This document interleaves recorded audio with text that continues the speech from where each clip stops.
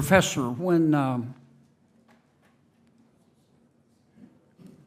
a consumer interacts with AI-generated content, let's say as voiced by a robot, do you think the consumer has the right to know that it's talking, he or she is talking to a robot? If that question is to me, yes, I do. And I think that is really a key area, these new kinds of necessary disclosures where we can try to reduce the incidence of this kind of fraud. That's a yes. Does anybody disagree with the professor? You agree, both of you? I generally agree. I would like to know personally. Okay. I do also generally agree with that. I do think it depends a little bit on your definition of AI and the particular function or use case we're discussing. But generally, when you're talking the financial services sector, Professor, do you think the consumer should be able to know not only that the content is generated by AI, but do you think the consumer is entitled to know who owns the robot and therefore the generated content? Yes, and I think that's part of a more general principle of knowing in any entity that you're interacting with what interest are they representing. Okay. When a bank loans money, it has a profit motive, does it not? Yes, sir. It wants to be paid back. Is that correct? Yes, sir. And if the bank is not paid back enough times, the bank goes broke. Am I right? That is correct. Okay. Do you think it is possible to generate, through artificial intelligence, an underwriting system that precisely determines who is unlikely to pay back a loan? I believe that that machine learning models with a lot of data and AI can significantly increase the accuracy by which such decisions could be made. Can it do that right now? Lending firms use models right now to predict the best they can, subject to the kinds of factors they're allowed to consider to determine whether a loan will be paid back. But I'm going to use as the benchmark the current underwriting system, the different approaches that various financial institutions take. You think AI can improve on that in terms of determining precisely who's likely to pay the loan back and who isn't?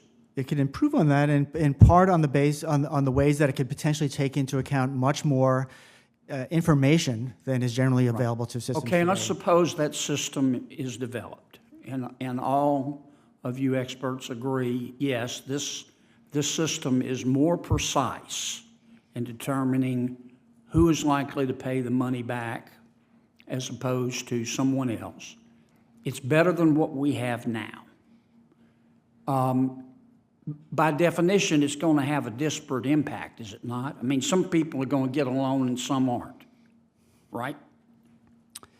That's right, but I think that we need to make a distinction between... Okay, can I just finish this thought? Certainly. Because I only have a minute.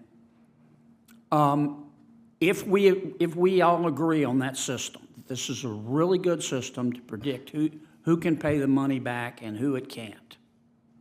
And we know by definition it's going to have a disparate impact. Some people are going to get a loan. Some people are not going to get a loan. Do you think at that juncture government should step in or has the right to step in and say, no, we don't like the result? Yes, because it didn't include enough people from this area or enough people of this educational level. I think there are other interests besides accuracy that are legitimate to be considered in the public interest. If you could answer my question, do you think government at that point should be able to step in and say, no, we do not like the results? I think that in some circumstances, if the reason for that decision is has systematic negative effects in our society, that would be a legitimate interest. But we all agreed, didn't we, that this system was the best system available? It was the most accurate, which I don't necessarily think is the same thing as being the best.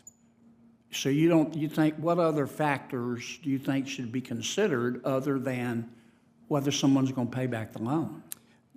Notions of fairness in So in you think a eligibility. loan should be made to someone who's less likely to pay back the loan as opposed to someone who's more likely to pay back the loan on the basis of fairness, and government ought to make that decision? I think if the processes by which the decisions are made are not fair, those processes should not be allowed. You to want be used. quotas, in other words, right? No, that's not correct. It sounds to me like it's correct. I don't know. I Mr. would Chairman, just- can I let this gentleman? I would just add that under the law, a lender has to look for a less discriminatory alternative when they use a model. But I think the promise of AI here is that FICO and other kind of legacy scoring systems are known to very heavily correlate with protected class characteristics.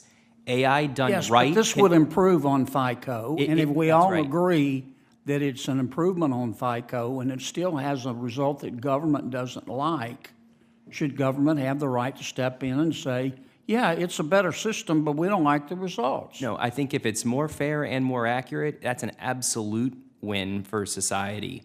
And I think even under existing tests that we have in the law, AI can be a big improvement on the status quo. Has expired.